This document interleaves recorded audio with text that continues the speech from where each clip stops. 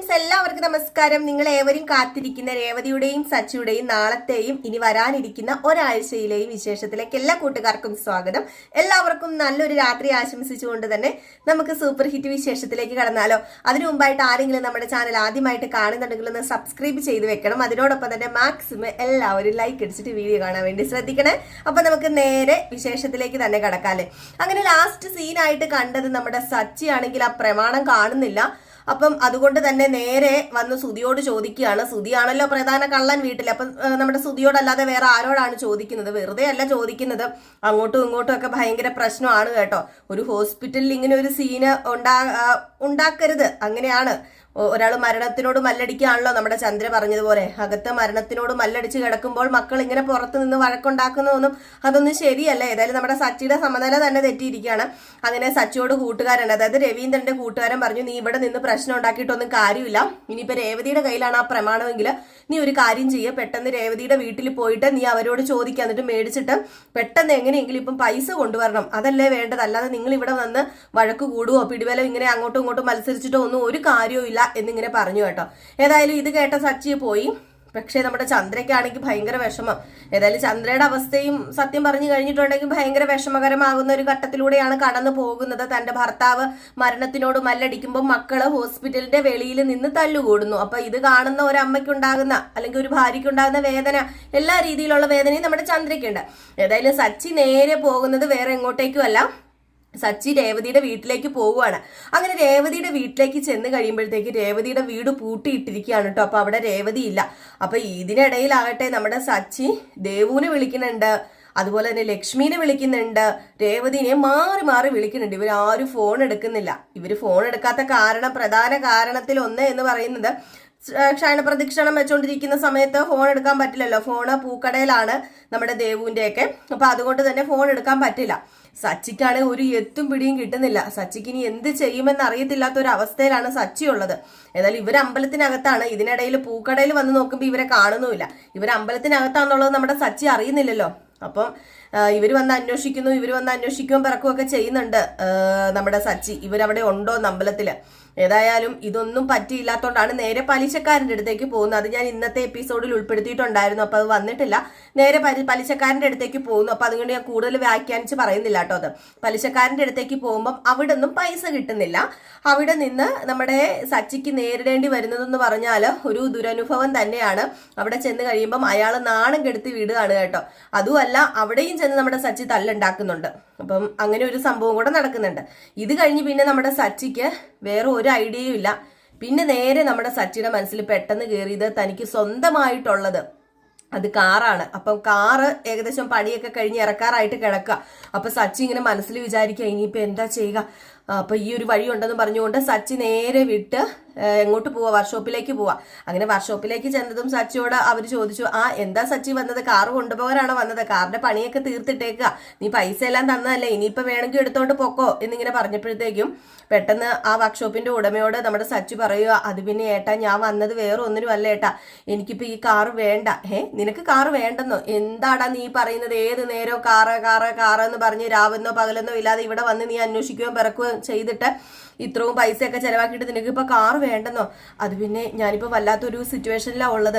അത് പിന്നെ ഏട്ടൻ എന്നെ സഹായിക്കണം. ഒരു കാര്യം ചെയ്യോ, എന്റെ ഈ കാറൊന്ന് വിറ്റ് സഹായിക്കുമെന്ന് ചോദിച്ചു. അപ്പം പറഞ്ഞു, കാറ് വിൽക്കാനോ? എന്താ സച്ചി, നിന്റെ പ്രാണനല്ലേ ഈ കിടക്കുന്നത്? അപ്പൊ സച്ചി പറഞ്ഞു, ഈ പ്രാണനേക്കാൾ വലിയ പ്രാണനാ ഹോസ്പിറ്റലിൽ കിടക്കുന്നത്. എന്റെ അച്ഛന് ഒരു സർജറി ഉണ്ട്.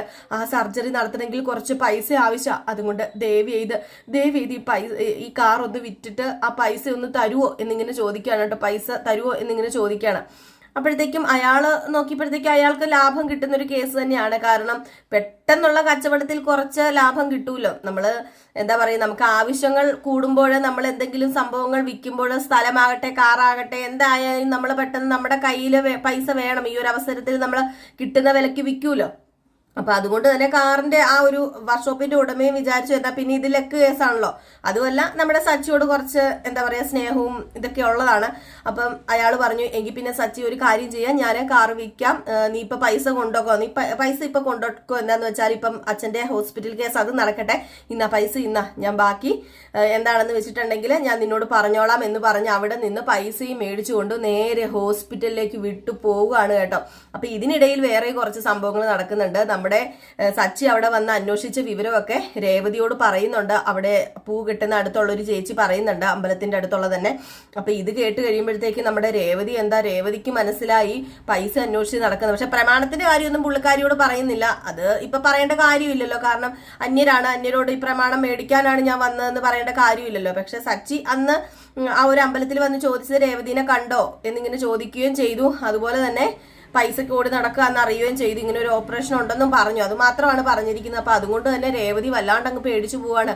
ആ പൈസയ്ക്ക് വേണ്ടി എന്റെ ഭർത്താവിനി എന്ത് ചെയ്യും, പാവം നെട്ടോട്ട് ഓടുകയാണല്ലോ, ഇതെല്ലാം ഞാൻ കാരണമാണല്ലോ, എന്റെ ഈശ്വരൻ ഞാൻ ഇത് ഇനി എന്താ ഞാൻ എന്ത് മഹാഭാവമോ ചെയ്തതെന്ന് പറഞ്ഞ് വീണ്ടും തന്നെ ശപിച്ച് നമ്മുടെ രേവതി തന്നെ ഇങ്ങനെ കുറ്റമെല്ലാം നമ്മുടെ രേവതി താൻ കാരണമാണല്ലോ എന്നും പറഞ്ഞ് നമ്മുടെ രേവതി ഭയങ്കര വിഷമ ഘട്ടത്തിൽ ഇങ്ങനെ നിൽക്കുമ്പോഴാണ് ആ ചേച്ചി പറയുന്നത്, മോളെ കൊണ്ട് ഇപ്പം പൈസ ഒന്നും കൊടുത്ത് സഹായിക്കാൻ പറ്റില്ലല്ലോ, മോളൊരു കാര്യം ചെയ്യുക, ഞാനൊരു സ്ഥലം പറഞ്ഞുതരാം, അവിടെ ഒരു എന്താ പറയാ ഒരു ജോത്സ്യൻ അല്ല ഒരു സ്വാമിജി ഉണ്ട്, ഒരു സ്ത്രീയാണ്. അപ്പൊ പുള്ളിക്കാരി ഇങ്ങനെ അസുഖങ്ങളൊക്കെ വരുമ്പോഴത്തേക്കും എല്ലാം പെട്ടെന്ന് മാറ്റി കൊടുക്കുന്നതാണ്. നമുക്ക് പൈസ മാത്രം പോരല്ലോ, ഇതിന്റെ കൂടെ വിശ്വാസവും കൂടെ വേണമല്ലോ. അപ്പൊ അതുകൊണ്ട് തന്നെ ഒരു കാര്യം ചെയ്യുക, അങ്ങോട്ടേക്ക് വിട്ട് അവിടെ പോയി പ്രാർത്ഥിക്കാൻ പറയുക. പ്രാർത്ഥിക്കുക മാത്രമല്ല, ആ സ്വാമിജിയോട് കാര്യങ്ങളൊക്കെ പറയുകയാണെങ്കിൽ എന്തെങ്കിലും ചരടമൊക്കെ ഇങ്ങനെ തരും, അത് കൊണ്ടുപോയി അദ്ദേഹത്തിന്റെ കയ്യിലൊക്കെ കെട്ടിക്കഴിഞ്ഞിട്ടുണ്ടെങ്കിൽ പ്രശ്നങ്ങളൊക്കെ മാറും, നമ്മുടെ വിശ്വാസം നമ്മളെ രക്ഷിക്കുമല്ലോ രേവതി എന്നാ അങ്ങനെ ചെയ്യുന്നു പറയുന്നു. ഏതായാലും കേട്ട പാതി കേൾക്കാത്ത പാതി നേരെ നമ്മുടെ രേവതി എങ്ങോട്ടേക്കാ പോകുന്നത്, ഈ ഒരു സ്വാമിജിയുടെ അടുത്തേക്ക് പോവുകയാണ് കേട്ടോ. ഏതായാലും ഈ സമയത്ത് നമ്മുടെ സച്ചി നേരെ ഹോസ്പിറ്റലിൽ ചെല്ലുകയും ഹോസ്പിറ്റലിൽ ചെന്നിട്ട് പൈസ റെഡിയായെന്ന് പറയുകയൊക്കെ ചെയ്തു. അങ്ങനെ അവിടെ ഉള്ളവർക്കൊക്കെ സന്തോഷമാകാണ്, ചന്ദ്രയ്ക്കും ശ്രുതിക്കും ഒക്കെ സന്തോഷമാകുകയാണ്. അങ്ങനെ ഡോക്ടറിനോട് പറഞ്ഞു എത്രയും പെട്ടെന്ന് എന്റെ അച്ഛനെ രക്ഷിക്കണം എന്ന് പറഞ്ഞു. അപ്പൊ ഇച്ചിരി പൈസയുടെ കുറവുണ്ടായിരുന്നു.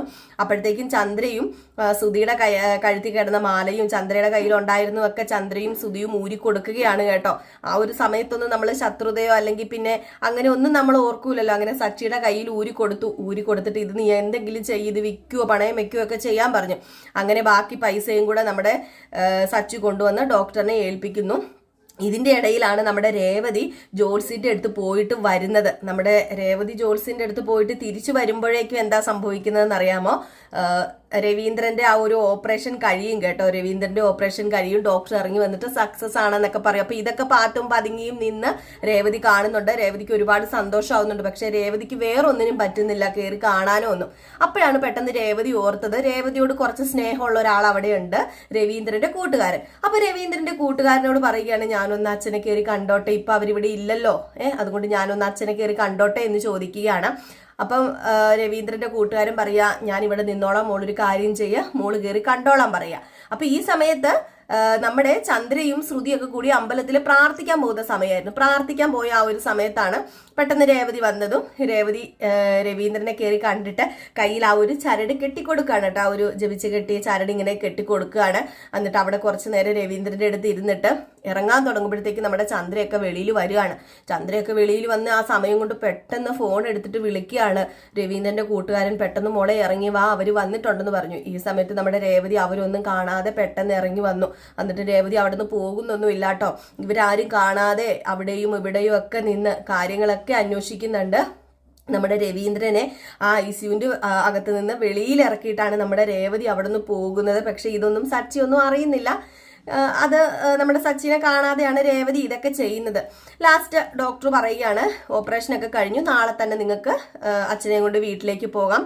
പിന്നെ ഞാൻ പറഞ്ഞ കാര്യങ്ങളൊക്കെ അതേപോലെ തന്നെ ഫോളോ ചെയ്യണം, കറക്റ്റ് മരുന്ന് കൊടുക്കണം, അതുപോലെ തന്നെ ആരോഗ്യമൊക്കെ നോക്കണം, മനസ്സിന് താങ്ങാത്തതൊന്നും ആ മനുഷ്യനോട് പറയരുത് ചെയ്യരുത് എന്നൊക്കെ പറഞ്ഞു. അങ്ങനെ ഡോക്ടറിനോട് സച്ചി നന്ദി പറയുവാണ്, ഞങ്ങളുടെ അച്ഛനെ എൻ്റെ ജീവനെ തന്നെയാണ് തിരിച്ചു തന്നത് എന്ന്. അങ്ങനെ രവീന്ദ്രനെ കാണിക്കുന്നു. രവീന്ദ്രനെ കണ്ടു കഴിയുമ്പോഴത്തേക്കും സച്ചി കെട്ടിപ്പിടിച്ച് കരയാണ് കേട്ടോ.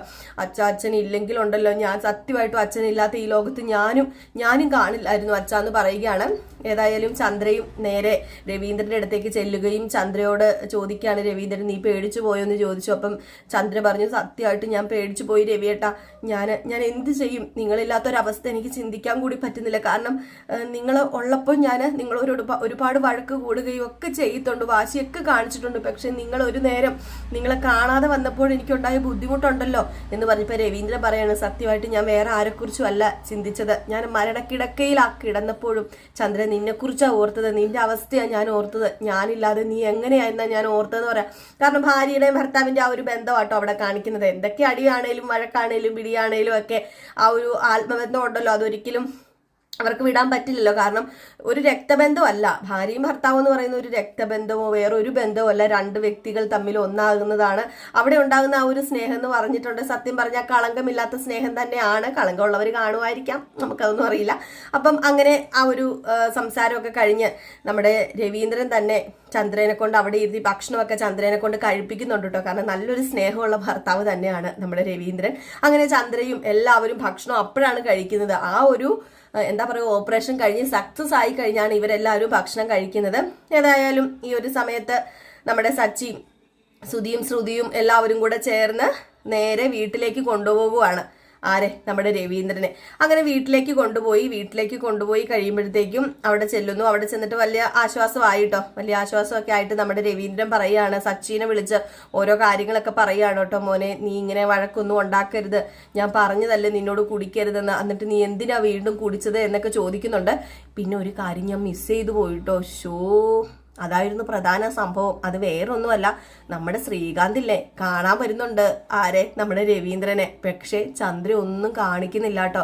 ചന്ദ്രയും സുധിയും ശ്രുതിയും അതുപോലെ തന്നെ നമ്മുടെ സച്ചിയും കൂടെ ചേർന്ന് ശ്രീകാന്തിനെ അവിടെ നാട്ടിപ്പായിക്കാണ് കേട്ടോ. ഒരു നോക്ക് നമ്മുടെ ശ്രീകാന്തിനെ കാണാൻ പറ്റുന്നില്ല, ശ്രീകാന്തിനെ കാണിക്കില്ല എന്ന വാശിയിൽ തന്നെയാണ് അവര്.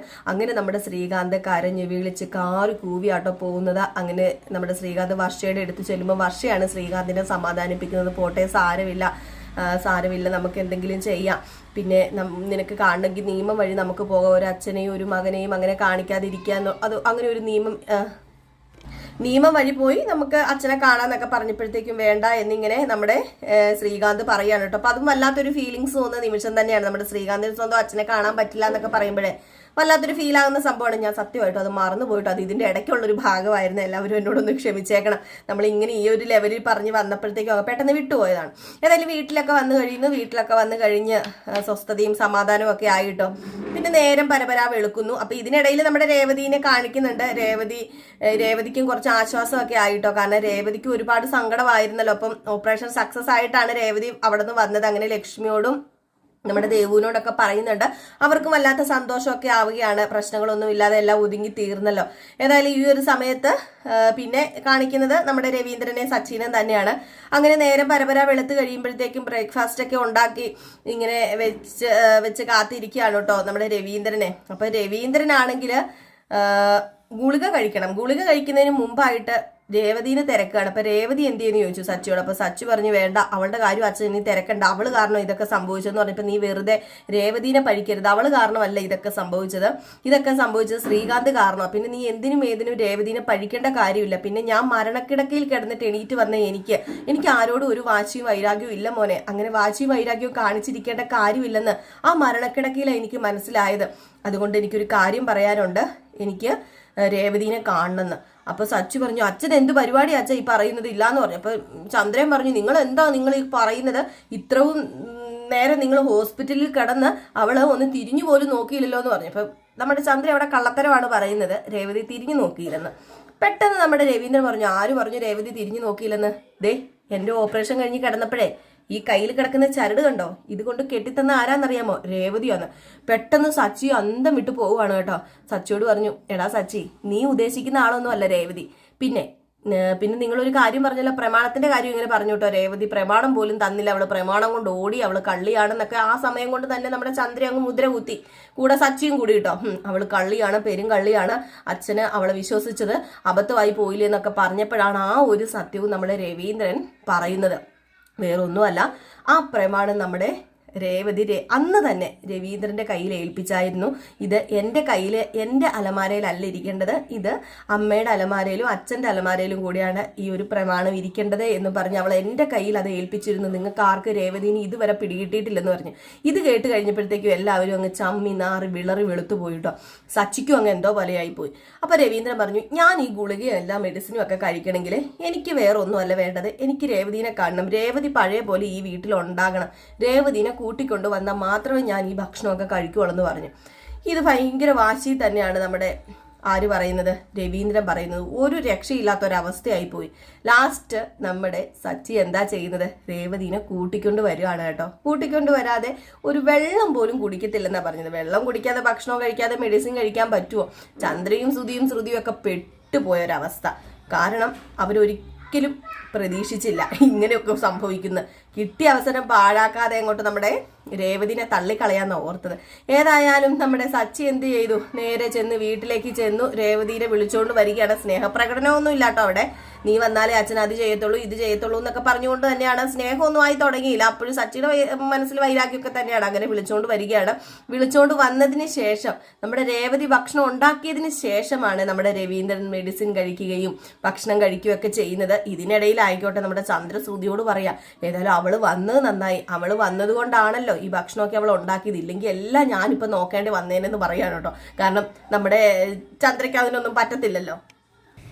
എന്നിട്ട് നമ്മുടെ ചന്ദ്ര രേവതി ചെയ്യുന്ന കാര്യങ്ങൾക്കെല്ലാം കുറ്റം കണ്ടെത്താൻ നോക്കുകയാണ്. വേറെ ഒന്നും അല്ല കേട്ടോ. നമ്മുടെ രേവതി ഫുഡ് ഉണ്ടാക്കുമ്പം പൂരിയാണ് ഉണ്ടാക്കുന്നത്.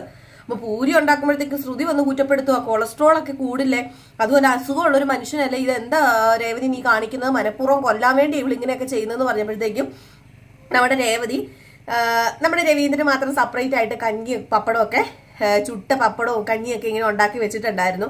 അപ്പൊ രവീന്ദ്രൻ പറയാണ്, ഇവക്ക് എന്നെക്കുറിച്ച് നന്നായിട്ട് അറിയാം, ഞാനൊരു കാര്യം പറയാൻ ചന്ദ്രൻ, നീ വെറുതെ ഇവളെ കുറ്റപ്പെടുത്താനൊന്നും നിൽക്കണ്ട, ഇവളെ എന്റെ കാര്യങ്ങളൊക്കെ നല്ല രീതിയിൽ തന്നെയാണ് ചെയ്യുന്നത്. അല്ല നീയൊക്കെ ഇങ്ങനെ 7 നേരം പറയുന്നുണ്ടല്ലോ, നിങ്ങൾക്ക് വല്ല ഇത് ചെയ്യാൻ പറ്റുമോ? അല്ല ശ്രുതിക്ക് തന്നെ ഉണ്ടാക്കി കഴിക്കാൻ പറ്റുമോ? അല്ല ശ്രുതിക്ക് ഇനി കൊളസ്ട്രോൾ വരുന്നുണ്ടെങ്കിൽ ശ്രുതി ഒരു കാര്യം ചെയ്യാൻ തന്നെ വെച്ചുണ്ടാക്കി കഴിക്കാൻ പറയാണ് കേട്ടോ. ഏതായാലും നമ്മുടെ സച്ചി കുറച്ച് ദേഷ്യത്തിലും വൈരാഗ്യത്തിലും ഒക്കെ തന്നെയാണ്. നമ്മുടെ രേവതിയായിട്ട് അങ്ങനെ അടുക്കുന്നില്ല. ഏതായാലും രേവതിയായിട്ട് പതുക്കെ അടുത്ത് തുടങ്ങും. അത് വേറെ എങ്ങനെയല്ല, നമ്മുടെ രവീന്ദ്രൻ തന്നെയാണ് സച്ചിനെ മാറ്റിയെടുക്കുന്നത്. നമ്മുടെ രേവതിയുടെ ആ ഒരു ഗുണങ്ങളൊക്കെ നമ്മുടെ സച്ചി അറിയും. സ്നേഹമുള്ള ഒരു ഭാര്യയാണ്, അതും നമ്മുടെ സച്ചിയുടെ നിധിയാണ് എന്ന് നമ്മുടെ സച്ചി മനസ്സിലാക്കാൻ പോകുന്ന നിമിഷങ്ങളൊക്കെ വരുന്നുണ്ട്. ഏതായാലും നമുക്ക് കാത്തിരുന്ന് തന്നെ കാണാമല്ലോ. അപ്പൊ ഇതൊക്കെ കോർത്തിണക്കിക്കൊണ്ട് ഒരു അടിപൊളി വിശേഷമാണ് നമ്മൾ അടുത്ത ആഴ്ച കാണാൻ പോകുന്നത്. മിസ് ചെയ്ത് കളയാതെ കാണണം എല്ലാവരും കേട്ടോ. അപ്പൊ നിങ്ങളുടെ സ്നേഹത്തിനും സപ്പോർട്ടിനും ഒക്കെ ഒരുപാട് നന്ദിയുണ്ട്. അത് ഞാൻ എൻ്റെ ഹൃദയത്തിന്റെ ആ ഒരു ഭാഷയിൽ തന്നെ നിങ്ങളോട് പറയുകയാണ്. ഒത്തിരി സപ്പോർട്ട് തരുന്നുണ്ട് നിങ്ങൾ നമ്മുടെ രേവതിയുടെയും സച്ചിയുടെയും കഥയ്ക്കും നയനയുടെ ആദർശിൻ്റെയും കഥയ്ക്കും ഒക്കെ. അതുപോലെ നല്ല നല്ല കമൻസും നെഗറ്റീവ് ആണെങ്കിലും ഞാനത് പോസിറ്റീവാക്കി എടുക്കുന്നുണ്ട് കേട്ടോ. നിങ്ങളുടെ കമൻറ്റുകളൊക്കെ നെഗറ്റീവ് ആണെങ്കിലും നിങ്ങൾക്ക് കമൻറ്റ് ഇടാനുള്ള സ്വാതന്ത്ര്യം ഉണ്ടല്ലോ കമൻറ്റ് ബോക്സിൽ. ഞാൻ കമൻറ്റ് ബോക്സ് ഓപ്പൺ ആയിട്ട് ആണ് ഇട്ടിരിക്കുന്നത്. അപ്പോൾ അതുകൊണ്ട് തന്നെ നിങ്ങൾക്ക് കമൻറ്റ് ഇടാനുള്ള അഭിപ്രായമൊക്കെ പറയാനൊക്കെ ഉള്ള എല്ലാ ചോയ്സും ഉണ്ട്. നിങ്ങൾ പറഞ്ഞോളൂ, ഞാൻ അതിൻ്റെതായ രീതിയിലൊക്കെ എടുക്കണമായിരിക്കും. അപ്പോൾ എല്ലാവരും കാത്തിരിക്കുക. ഇനി നയനയുടെയും ആദർശിൻ്റെയും നെക്സ്റ്റ് വീക്ക് പ്രമേയമായിട്ട് വരാട്ടോ. അതുവരെ ടാറ്റാ ബൈ ബൈ.